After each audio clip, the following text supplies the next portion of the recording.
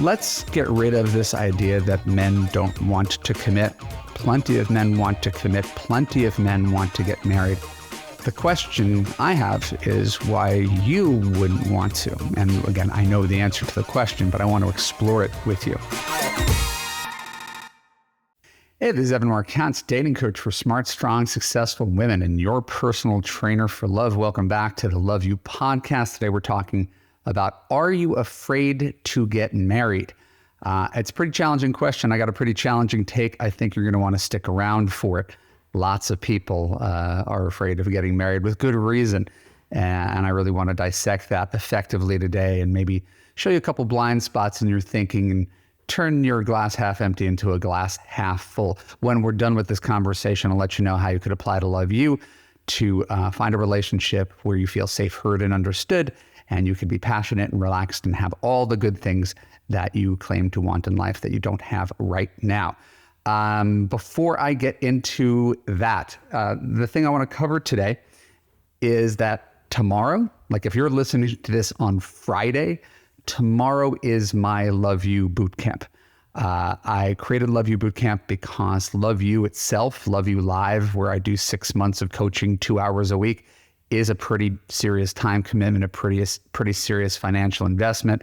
And Bootcamp is much easier, much smaller, and it happens to be taking place tomorrow at 12 o'clock Eastern, 9 a.m. Pacific. If you're a smart, strong, successful, busy woman who is listening to this podcast, who's watching us on YouTube, who checks us out on social media and is like, I like this guy's energy. I actually think he could help me if I let him. You really want to tune into this because I'm going to give you all the highlights of Love U, the 6-month course, but we're going to do it in a 5-hour seminar with a live Q&A, just the good stuff. So you can have basically a template moving forward on how to date with confidence and how to handle yourself dating multiple men in sexual situations, and knowing how to trust your guy radar, the thing that's been off for all these years, giving you better faith in your ability to discern whether you're investing time in a good man or wasting time with a bad one.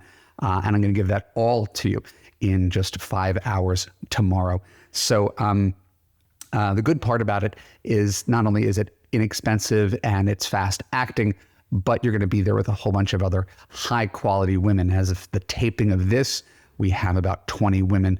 We're hoping to get a max of maybe 35. So everybody has an opportunity to get personal attention in our 5-hour seminar. So without further ado, go to www.evanmarkatz.com/bootcamp right now and see if you can get in before we fill up, before class starts on Saturday, June 3rd. Now back to our regular programming. So today's Love U Insight. There's a theory, and it is a theory, and it goes around a lot, that men don't want to commit. It's only the women who want to commit. And women are the gatekeepers to sex. Men are the gatekeepers to commitment. And seen through a certain lens, there's an argument to be made. I mean, there's definitely something to that.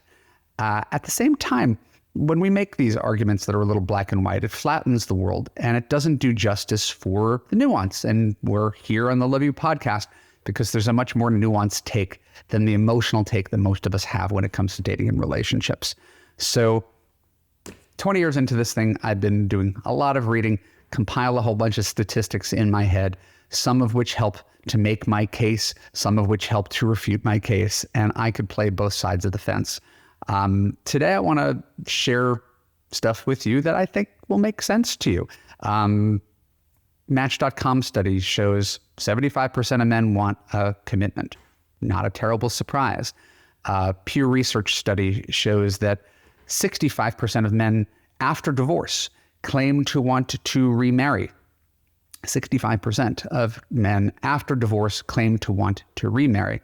That is a much higher number than women, where I think the number is 47% of women want to remarry, which makes sense too. Why? Because women initiate 2/3 of divorces. So if you're a woman and you married poorly, and he's perfectly happy because he's getting access to someone who theoretically gives him regular sex and does his laundry and makes dinner for him sometime and gives him some companionship and female energy and someone to talk to after a hard day, his very basic needs might be met. Your emotional needs might not be met. So this is not to hold women blameless in relationship disputes, but it's not terribly surprising to me as a dating coach for women that women initiate 2/3 of divorces, right? But you might be surprised to realize that men want to come back for more and get remarried. And in fact, I Googled this one last night. 38% of men over 50 do actually remarry. So let's, and again, a whole bunch of people, give up on love after their divorces, right? Like that's a given. A whole bunch of people are like, I'm done, never doing that again. So we can say, oh, there's a bunch of men who don't want to commit, but the majority of men claim to want to commit, right? And a not small minority, 38% of men, do in fact make the ultimate commitment of volunteering to get married. So let's get rid of this idea that men don't want to commit. Plenty of men want to commit. Plenty of men want to get married. The question I have is why you wouldn't want to. And again, I know the answer to the question, but I want to explore it with you. So let's establish that the common arguments against marriage, a piece of paper doesn't make you happy. Marriage is not a panacea. Plenty of people are in unhappy marriages. True, true, true. No one is suggesting that a piece of paper will make you happy. There's plenty of people who married the wrong people when they were 25 and they stay forever, and marriage doesn't make them a better couple. I agree. There's no point in arguing with that statement. But when I ask women, and it is my day job, it's not just a little hobby of mine. When I talk to women on the phone, and they apply to Love U, and we spend an hour on the phone and we dig really deep on their beliefs and how they got to getting on the phone with me to hire me as their dating coach. I ask them what kind of relationship they want. I ask them to describe their life when they're married. We do this at the end of the call. Tell me what your life is going to look like in 3 years when you finally found a special guy. Everybody says the same thing. Everybody, and again, I've told this in previous podcasts, but everybody will give some version of the same thing, where they wake up next to each other, they have morning sex, he makes her coffee, maybe breakfast, they take the dog out for a walk, go work out at the gym together, come home, plan what they're going to do for the day. Maybe they're going to go kayaking, maybe they're going to go on a hike, maybe they're going to have family over for a barbecue. It's all some version of this, right? That results at the end of the day with them having either dinner in or dinner out, with or without friends, and going to sleep, making love again, in each other's arms, wake up the next day. And the feeling everybody describes is the feeling of safe, heard, and understood. The feeling everybody describes is that of relaxed, right? Content, not having to worry about the relationship. And so we learn that what you're doing is essentially fungible. It doesn't matter if you're going on a hike or if you're going to a museum. What matters is the feeling, right? We're always in Love U going towards a feeling. And so if every single woman I talk to on the phone describes the same feeling, doesn't that sound a lot like marriage to you? The thing that I described, a fully integrated life with friends and family and making love and making breakfast together. It's not that it couldn't happen with a couple, people who are boyfriend, girlfriend, and then live in separate places, or even people who theoretically live together but don't get married. It's not that there aren't versions of that. But when everybody describes the life they want, it sounds a lot like my life. Sounds like a happy, fully integrated marriage where two people are going to be together, take care of each other, lean on each other. I ask people to describe a fun Saturday, but then there's all the other days. There's the work days. Right? You do want someone to lean on at the end of a hard day. You do want someone who is caring for you when you're scared or when you're feeling sick or when there's something going on in your life. So I acknowledge, right, in the big spectrum of things, there are women who want to function like a certain stereotype of man, women who want to keep their separate places and see a guy once a week. They want to keep their life exactly as it is right now, right, with just like a guy dropped in it for occasional dinner and companionship. And there's enough guys who'll be down for that. But if you want the thing that I just described with him making you breakfast and being there for you for weddings and funerals, and vacations and celebrating your triumphs and taking care of you when you're down, well, I hate to break it to you, but you want a husband. That's the job description of husband. And we could call it all sorts of other things, but that's really the job description of someone who does what I do, which means overall that you should be dating men who want to be husbands, because that's the person who's the best fit for that job description. So if you say you don't want to get married, which again, you're entitled to. A lot of women have this story, right? I don't want to get married. I don't want to get married. Everybody I know is in a bad marriage. My parents were in a bad marriage. I was in a bad marriage. And so what we've done is associate marriage with bad marriage. Right? It's become the equivalent. Relationships, long-term relationships with lifetime commitment, good, marriage bad, right? That doesn't exactly wash logically. So think about it. The men who don't want to get married versus the men who do want to get married. Who do you think is going to make for a better lifetime partner? Logically, who's going to make for a better lifetime partner? The guy who's been burned by weddings, the guy who doesn't believe in marriage, the guy who's resentful towards his ex-wife and says, I'm never doing that again, the guy who's got one foot out. Because when you say, as a woman, middle-aged woman, I never want to get married again, who's going to be down with that? The guy who doesn't want to get married again.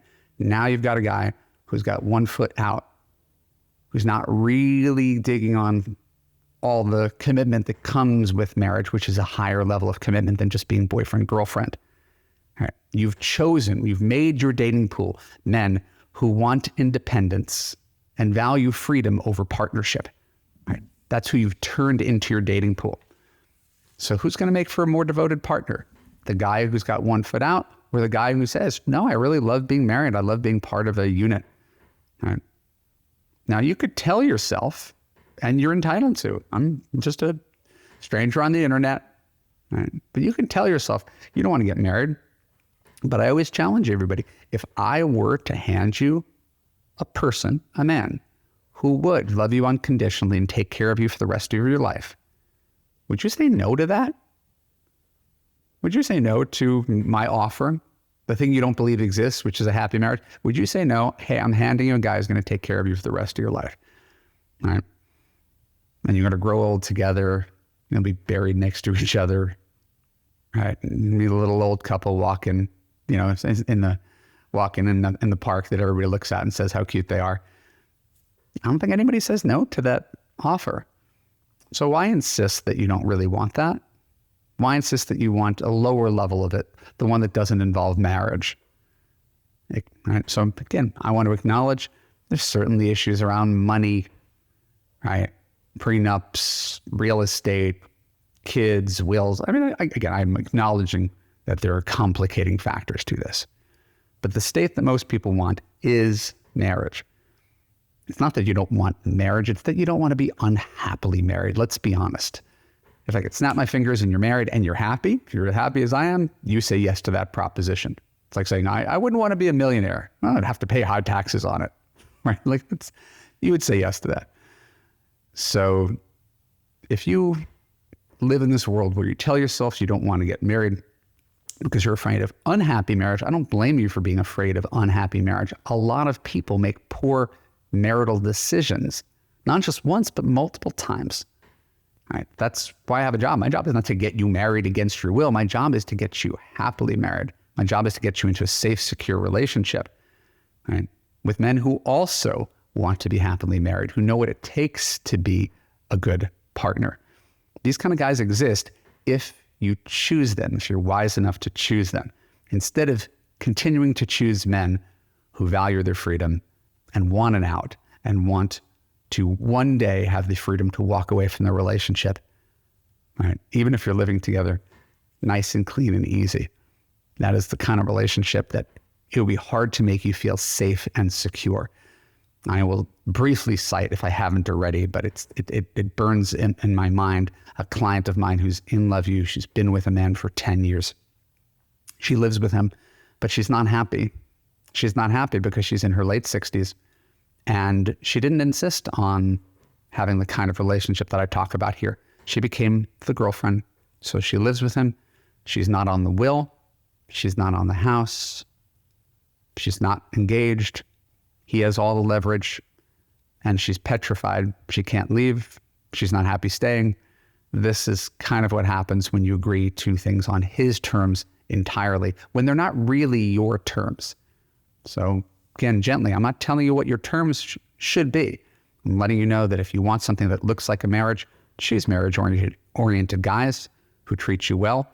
Right? Marriage itself doesn't make things better, but the kind of guys who want to get married, to me, are a cut above the guys who do not.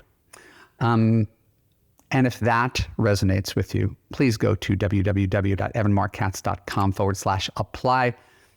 Watch my 22-minute video on how to fix your broken man picker. At the end of that video, I will show you the formula so that you can do this on your own and make better decisions with men, including a relationship that does make you feel safe, heard, and understood. Next, I want to talk about our Love U small wins. Every week, I coach women on Tuesday nights.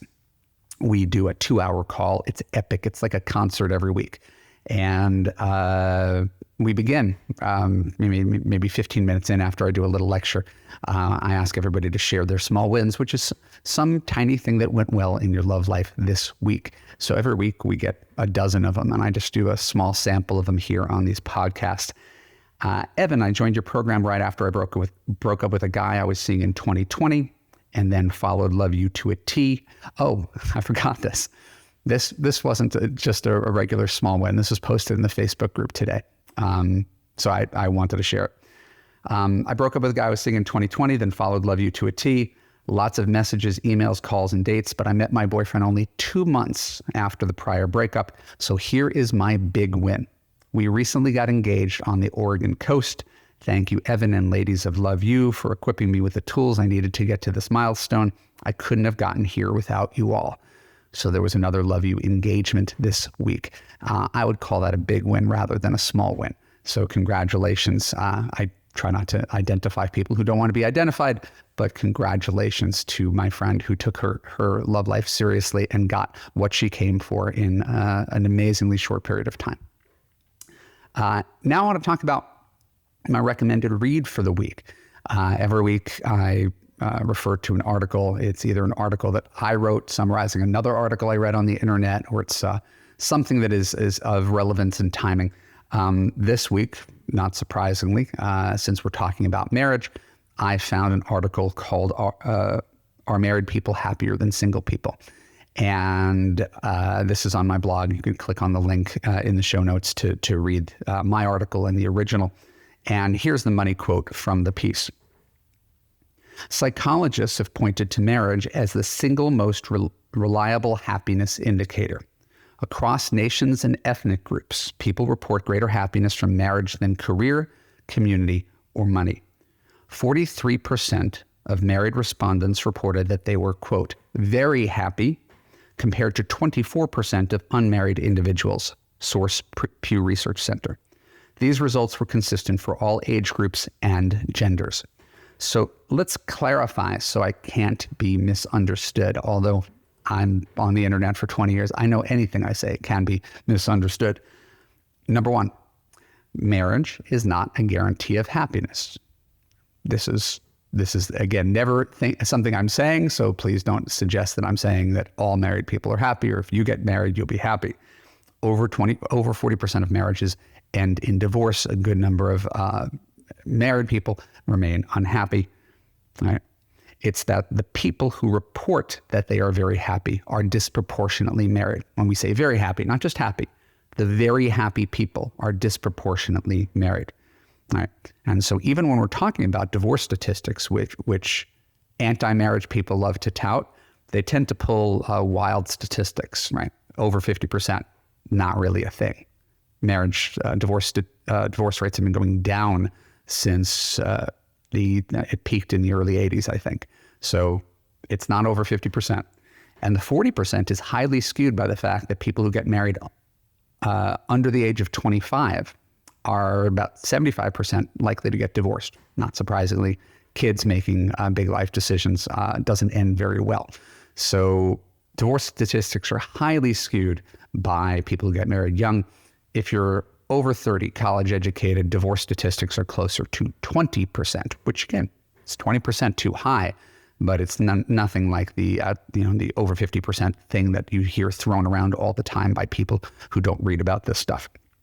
Next, single people can be very happy. I work with single people. I work with single people who have full lives and have their acts together. I don't, my clients are amazing. They're superstars. They're great people who lead rich, full lives. So me talking about the virtues of marriage, right? It is not to say that you can't be happy without it. The same way that one could be happy having a regular job and you don't have to be a millionaire to be happy. There's lots of forms of happiness.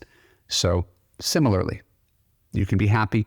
24% of singles self-report as very happy, right? I don't know what the tiers are, but very happy and then happy and, mildly satisfied or whatever it might be. So in the top tier, 24% of singles report that they're very happy, which is a good number. It's that the number of married people in that is 43%, right? Nearly double. So why is this? Right. Why is this married guy telling me this? Why is he trying to convince me that his life is better than mine, which is not what I'm trying to do? The theory, and not my theory, just wrote it down, took a quote, think it's interesting. Some psychologists conjecture that married people, right, are more inclined towards happiness because they're happier to begin with. Makes a certain amount of sense. If you're a happier person, you're going to do more. More people are going to gravitate towards you if you're a happy person, if you're an unhappy person. Therefore, happy people are going to have a distinct advantage when it comes to dating. They're going to have a distinct advantage when it comes to relationships as well. Right? People tend to gravitate towards people who are confident and happy and have a good sense of humor and are warm. Right? None of these guarantee a future. There's lots of happy people or warm people or whatever who don't put it all together. But it is an interesting idea that people who marry are happier in general, not simply because of marriage, but because they're happier in general. Then there is the other psychological theory that happier people are generally more social, and people who actively socialize will be more likely to meet someone than people who don't actively socialize. This is not a knock on introverts at all. My job is not, I work with plenty of introverts. It's only to say that certain things are set up for extroverts, right? If you want to be a television personality, if you want to be a preacher, if you want to be out in the world, if you want to be a party planner, these are probably places that you don't want to go if you are an introvert. So dating itself, which involves meeting new people on a regular basis and being warm and friendly and optimistic with strangers, is a challenge for a lot of introverts. It's a huge part of my job, is getting introverts to embrace this medium without being bothered by it or cowed by it.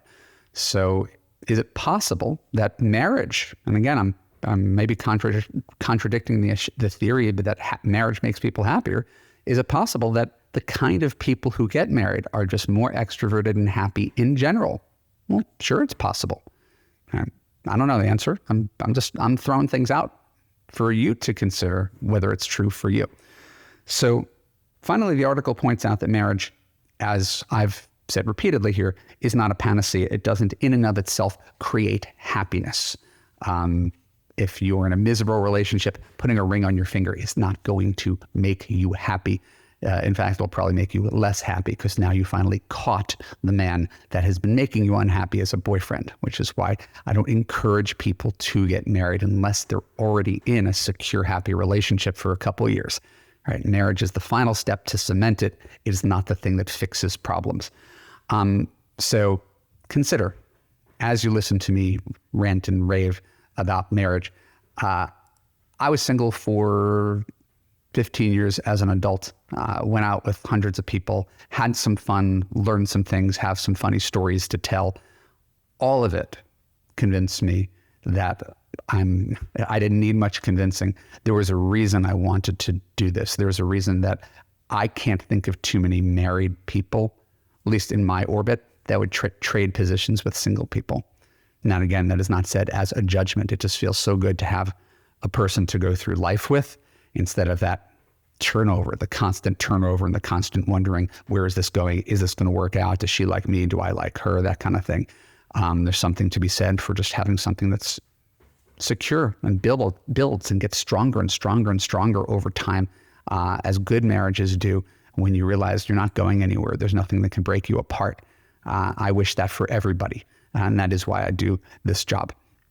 So today's Love You Love story comes from Tracy. Tracy, hi, Evan. I never expected to be sending you this email. I always thought I wanted a good relationship. Again, I always choose things that are thematically appropriate. So her version, and she was in her 60s when she started working with me. I always thought I just wanted a good relationship. The last 4 years with Barry have been amazing. After almost 4 years with him, we are engaged. I'm forever grateful for your help with dating and relationships, even with a doctorate in psychology. I never learned what I needed to know to have the kind of relationship I deserved. We are both so happy. And you are right. Great relationships are easy. Thank you so much. Barry and I recently talked about the possibility of getting married. He wanted to be sure that if he proposed, I would say yes. Still, his proposal was a huge surprise. You've made a huge difference in my life, Evan. I can't thank you enough. Tracy. Tracy actually sent me a video of their proposal. I'm not at liberty to share their video, but she sent me a video of the proposal that he did for her. And it was like an over the top, it was almost like a promposal. He videotaped the whole thing, and he had her in like some sanctuary with candles. And it was something. It was really sweet for people in their mid 60s to go that big. And I loved working with Tracy. She's here in Southern California, one of the few clients that I've had an opportunity to meet a couple times. So congratulations to you, Tracy, for your nuptials, and for everybody who's listening to the Love You podcast. This is why you do something. This is why you don't just stay a listener. This is why you take action, because you don't want to be alone. You want to have someone by your side. You want someone to make that big proposal and commit his life to making you happy. My name is Evan Mark Katz. Thanks for tuning into the Love You podcast. If you like this episode, feel free to click on the bell on YouTube and subscribe. Get notified when new content comes in. If you're listening on Apple, please leave a positive review. We're close to 400 reviews now. You could put us over the top. The algorithm actually cares about such things. So if you have something nice to say about the Love You podcast, please give us a good review on Apple. And if you are listening and saying, all right, man, all these love stories, all these statistics, you're having an effect on me. If you want affordable coaching and you want instant gratification, go to www.evanmarkkatz.com/bootcamp right now to enroll in the bootcamp that's starting tomorrow morning. Probably a couple slots left. I haven't checked. And finally, if you want handholding, if you want tangible results over the course of time and you're not looking for the quick fix, evanmarkkatz.com/apply. Apply to Love You, book a time to talk with me or someone on my team, and I will get you the relationship that you have longed for your entire life, that seems unattainable, but someone actually has. That person can be you. So I love you. I appreciate you. I thank you for being part of the Love You podcast. I thank you for your attendance here and for sharing this with your friends. I look forward to seeing you again next week. Bye-bye.